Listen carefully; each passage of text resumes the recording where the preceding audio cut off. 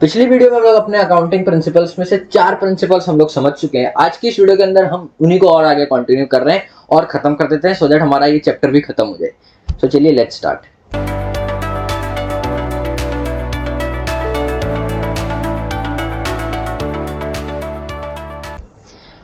पिछली वीडियो के अंदर हमने पीरियोडिसिटी कॉन्सेप्ट तक देख लिया था, सीख लिया था। एक्रूअल कॉन्सेप्ट से हमें शुरू करना है। Now, according to this concept, transactions are recorded in the books of accounts when they occur, not when they are realized. देखिए, अकाउंटिंग में दो अप्रोच होते हैं। एक तो कैश बेसिस एक तो आप कैश बेसिस से ट्रांजेक्शन्स को रिकॉर्ड कर सकते हैं, और दूसरा जो अभी हम लोग प्रिंसिपल पढ़ रहे हैं that is the accrual concept. तो ये दोनों बेसिस क्या है, सबसे पहले ये समझते हैं। कैश बेसिस ऑफ अकाउंटिंग कहता है कि जितने भी कैश ट्रांजेक्शन है सिर्फ उन्हीं को रिकॉर्ड करो। कैश बेसिस ऑफ अकाउंटिंग कहता है कि जितने भी कैश बेसिस के ट्रांजैक्शन है, आपके जितने भी कैश ट्रांजैक्शन है उन्हें रिकॉर्ड करो, ठीक है। और एक्रूअल बेसिस क्या कहता है कि ये ट्रांजैक्शंस को तभी रिकॉर्ड कर लो जब वो हुए हैं, ठीक है। कैश यहाँ पे देखिए सीधे सीधे लिखा not when they are realized. इसका मतलब ये है कि कैश आपने पेमेंट कर दिया या फिर आपको कैश रिसीव हो गया तब नहीं उसे रिकॉर्ड करना है। उसे कब रिकॉर्ड करना है? जब आपका ट्रांजैक्शन हो गया। देखो, अगर इस कॉन्सेप्ट को हम अगर और देखें तो जैसे आपने क्रेडिट परचेज कर ली मैन्युफैक्चरर से, तो क्या आप अपने बुक्स ऑफ अकाउंट्स में उसको रिकॉर्ड नहीं करोगे? बिल्कुल करोगे। क्रेडिटर्स स्पेसिफिकली उनको क्रेडिटर्स में दिखाओगे, वो आपके क्रेडिटर्स हैं। उसी तरीके से आपके डेटर्स अराइज होते हैं। डेटर्स किस लिए अराइज होते हैं? देखिए, डेटर्स कौन होते हैं? सबसे पहले तो आपको टर्म्स में बताया था मैंने कि जो आपसे गुड्स और सर्विसेज आपसे परचेज करके ले जाते हैं, या फिर जिनको आपने सर्विस दे दी होती है बट उनसे आपको पेमेंट अभी तक रिसीव नहीं होती है, तो उन्हें हम डेटर कहते हैं। तो उन्हें भी तो हम अपने बुक्स ऑफ अकाउंट्स में रिकॉर्ड करते हैं ना, ठीक है। तो वो किस कॉन्सेप्ट की वजह से? Just because of the accrual concept. This means revenue is recognised when the sales are made और services rendered, not when the income is received. वही सेम बात मैंने अभी आपको बताई।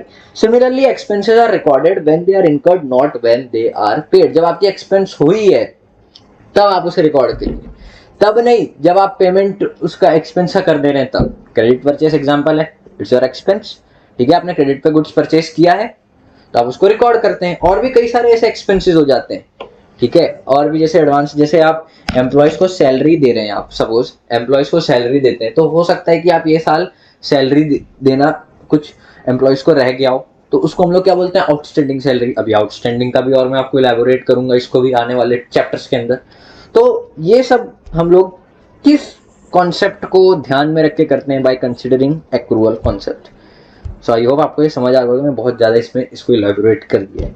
Now matching concept. Matching concept क्या कहता है कि जिस पर्टिकुलर अकाउंटिंग पीरियड के, जिस पर्टिकुलर फाइनेंशियल ईयर के आपके ट्रांजैक्शन है ना, उन सब मतलब उनको मैच करना, यानी कि उस पर्टिकुलर ईयर के एक्सपेंसेस को उस पर्टिकुलर ईयर की इनकम के साथ मैच करना, ये मैचिंग कॉन्सेप्ट बोलता है।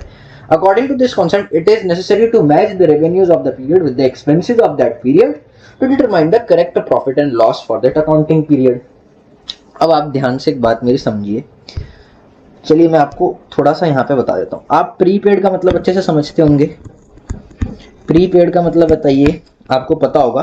प्रीपेड का मतलब हमने एडवांस पेमेंट कर दी, ठीक है। जैसे सपोज हमारा टेलीफोन बिल है।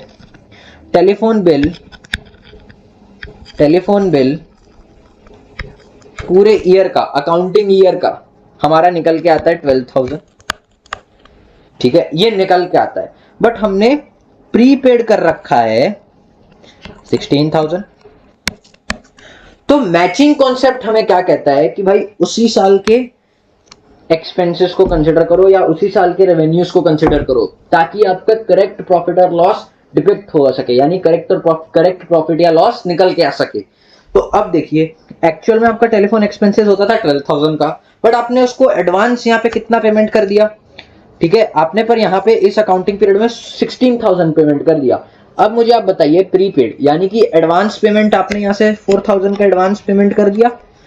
अब आप क्या करेंगे? आपके एक्सपेंस तो है आपका, देखिए आपने इस साल ये एक्सपेंस कर तो दिया है, बट जब आप इसको अपने बुक्स में दिखा रहे होंगे तब आप इसको 12,000 ही दिखाएंगे। दैट मीन्स 16,000 में से -4,000 करेंगे। किस नाम से?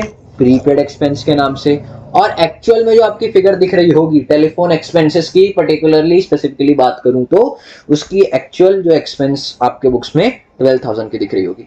क्यों? Just because of 12,000 is your total telephone expense for this accounting period. वो 4,000 जो आपने एडवांस पेमेंट किया है that belongs to the next accounting period. So हम उसको इस साल नहीं दिखाएंगे, अदरवाइज हमारा करेक्ट प्रॉफिट एंड लॉस की फिगर नहीं निकल पाएगी, करेक्ट प्रॉफिट नहीं निकल पाएगा। ठीक है, तो मैचिंग कॉन्सेप्ट आई होप आपको समझ आ गया होगा कि इस साल के एक्सपेंसेस और इस साल के रेवेन्यूज को कंसिडर करना है हमें, सो दैट हमारा करेक्ट प्रॉफिट या लॉस निकल के आ सके। तो देखिए कॉस्ट कॉन्सेप्ट क्या कहता है, बहुत ही ध्यान से सुनिएगा। कॉस्ट कॉन्सेप्ट कहता है कि एसेट कोई भी आप परचेज करते हो तो आप उसकी एक्विजिशन कॉस्ट पे उसकी रिकॉर्डिंग करोगे। अभी एक्विजिशन कॉस्ट क्या होता है? एक्विजिशन कॉस्ट का मतलब होता है कि परचेज वैल्यू इंक्लूडिंग जो आपने ट्रांसपोर्टेशन कॉस्ट पे करी हो, इंस्टॉलेशन चार्जेस। इंस्टॉलेशन चार्जेस का मतलब है कि जब तक वो एसेट रेडी टू यूज के लिए एकदम तैयार नहीं हो जाता, उसके पीछे के लगे हुए जितने भी आपके एक्सपेंसेस हुए हैं, that is called acquisition cost including purchase. ठीक है, तो according to this concept an asset is recorded in the books of accounts at an acquisition cost, और वो एक्विजिशन कॉस्ट जो है that is the basis for all subsequent accounting of that asset. जिसके उसके ऊपर की जितनी भी फर्दर अकाउंटिंग हमें करनी है वो उस कॉस्ट पे करनी है, उस एक्विजिशन कॉस्ट पे करनी है। ठीक है, जैसे कि मशीनरी खरीदी उस पर डेप्रिसिएशन चार्ज करना है तो उस एक्विजिशन कॉस्ट पे चार्ज करना है। तो market value of the asset में change with the passage of time, but for the accounting purpose it continues to be at acquisition cost। देखिए मार्केट वैल्यू एसेट की चेंज हो सकती है, बढ़ सकती है, कम भी हो सकती है, बट हम लोग उसको अपने बुक्स ऑफ अकाउंट्स में बिल्कुल भी शो नहीं करने वाले, उसका कोई भी इम्पैक्ट हम लोग नहीं दिखाने वाले, हम लोग उसके हिस्टोरिकल कॉस्ट पे ही बने रहेंगे। ठीक है, तो आपको इस तरीके से कॉस्ट कॉन्सेप्ट बताता है कि आपको एक तो एक्विजिशन कॉस्ट को ही मेंटेन करके चलना है अपने बुक्स ऑफ अकाउंट्स में किसी भी एसेट का, प्लस उसके ऊपर से जितने भी अकाउंटिंग करनी है आपको उस एक्विजिशन कॉस्ट पे करना है। ठीक है, और मार्केट वैल्यू चेंज होती रहेगी एसेट की। ठीक है, बट आपको उसे बिल्कुल भी इग्नोर कर देना है। ठीक है, उसे कंसिडरेशन में नहीं लाना है। Now next is dual aspect concept. Now this is the one of the most important principle, और ये आपके पूरे अकाउंटिंग का बेसिस सेट करता है, that is double entry book keeping. ये कहता है कि every transaction has to aspect, अगर हर एक ट्रांजैक्शन के दो एस्पेक्ट है, it increases one asset decreases another asset. इसका मतलब अगर आप एक एसेट परचेज करते हो, सपोज आपने एक एसेट परचेज किया, मशीनरी परचेज किया 50,000 फॉर कैश, सो आपकी एसेट बढ़ गई, मशीनरी आपका आ गया, बट उसके सामने आपका कैश 50,000 तो कम हो गया। तो you dual aspect of transactions.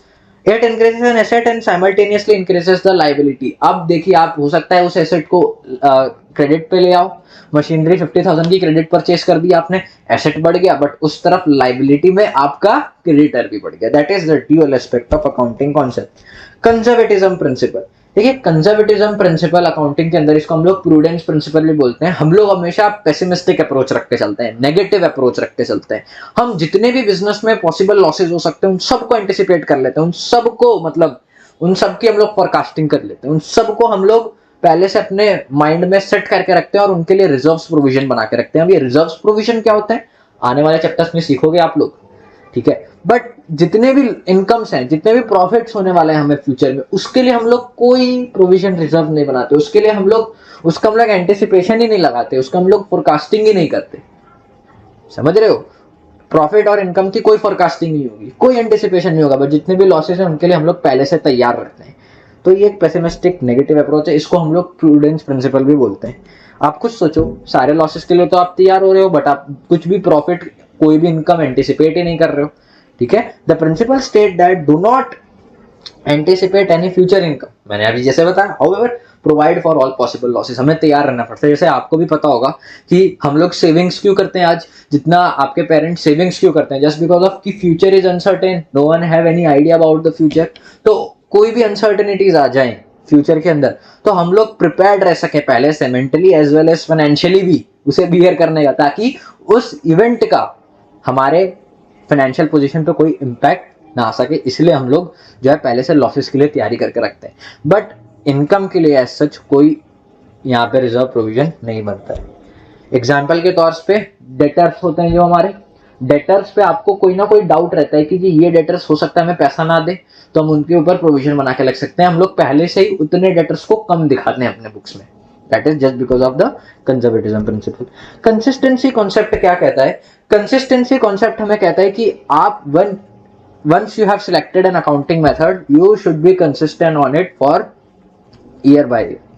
अब उस पर्टिकुलर मेथड को आपको फॉलो करना है, उस पर कंसिस्टेंट रहना है, एवरी ईयर उसी को फॉलो करना है, चेंजेस नहीं लाने हैं। आप खुद ही सोचो, आप अगर एक पर्टिकुलर फील्ड में कंसिस्टेंट नहीं बने रहोगे तो आपको रिजल्ट कैसे मिलेगा? नहीं मिलेगा। That is the reason.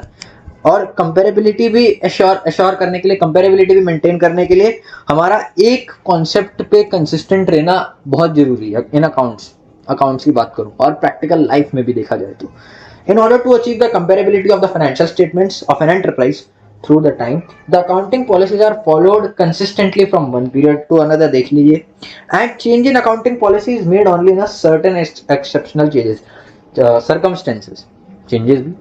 अब समझिए, आप कोई प्रिंसिपल फॉलो कर रहे हैं, आप एक अकाउंटिंग मेथड फॉलो कर रहे हैं और सपोज कोई टैक्स लॉ में अमेंडमेंट होने की वजह से, ठीक है, वो जो कॉन्सेप्ट आपने अडॉप्ट करके रखा है वो उससे मैच नहीं कर रहा, तो ये एक सर्टेन एक्सेप्शनल केस बन जाता है। इसके अंदर आपको थोड़ा सा ट्विस्ट एंड टर्न करना पड़ेगा। तभी तो मैंने आपको बोला है कि अकाउंट जो हमारे प्रिंसिपल्स हैं वो फ्लेक्सिबल है, हम उनमें थोड़ा सा व्हेनेवर रिक्वायर्ड चेंजेस कर सकते हैं। तो उस केस में आप लोग थोड़ा सा चेंज हो सकते हैं in order to comply with the laws. ठीक है जी, तो ये है हमारा कंसिस्टेंसी कॉन्सेप्ट। और जो नेक्स्ट प्रिंसिपल है that is materiality principle, last principle है, ठीक है, फॉर द चैप्टर। तो ये प्रिंसिपल क्या कहता है? वही सारे सिग्निफिकेंट इवेंट्स को आप डिस्क्लोज करें अपने यूजर्स को जो उनके डिसीजन पर इम्पैक्ट ला सके, जो उनके डिसीजन को इन्फ्लुएंस कर सके।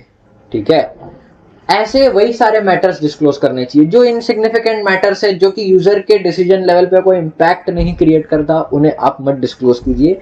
ये बिल्कुल ही अपोजिट है किस प्रिंसिपल का? फुल डिस्क्लोजर प्रिंसिपल का। फुल डिस्क्लोजर प्रिंसिपल का ये ऑपोजिट है, it is opposite of full disclosure principle. Full disclosure principle जो कि हमें बताता है कि आप सब कुछ डिस्क्लोज कर दो, सब कुछ डिस्क्लोज कर दो, सारी पूरी रिपोर्टिंग करो यूजर के पास, ताकि यूजर एक स्ट्रेटेजिक डिसीजन ले सके। बट उसी के अपोजिट मटेरियलिटी प्रिंसिपल क्या कहता है? सिर्फ सिग्निफिकेंट इवेंट्स को आप डिस्क्लोज करिए जो कि यूजर के डिसीजन पे इंपैक्ट ला सकते हैं। Any insignificant items which is relevant, irrelevant यहाँ पे आना चाहिए, देखिए, which is irrelevant to the users should not be disclose. ठीक, ये हमारा मटेरियलिटी प्रिंसिपल बताता है। ठीक है, जैसे कि फॉर एग्जांपल आप पूछेंगे, एग्जांपल दीजिए मेरे। एग्जांपल के तौर पे आप बताइए कि आपने अपने बिजनेस में सपोज कोई लॉन्ग टर्म लोन लिया है, उसको आप डिस्क्लोज करिए ना, लॉन्ग टर्म लोन को डिस्क्लोज करिए। कोई छोटा मोटा एक्सपेंस हो रहा है जिसके ऊपर से कोई आपको बड़ा इम्पैक्ट आपके फाइनेंशियल पोजीशन पे नहीं आ रहा है, उसको यूजर के सामने डिस्क्लोज करने की भी कोई नीड नहीं, वो उसके डिसीजन पे कोई इम्पैक्ट नहीं डालता है। So that is it for the chapter. Accounting principles हमारे खत्म हुए इसी के साथ। आई होप आपको सब कुछ समझ आ गया होगा। नेक्स्ट वीडियो से हम लोग प्रैक्टिकल्स समझ रहे होंगे, अकाउंटिंग इक्वेशंस पढ़ रहे होंगे। That is it for this video. Thank you very much for watching.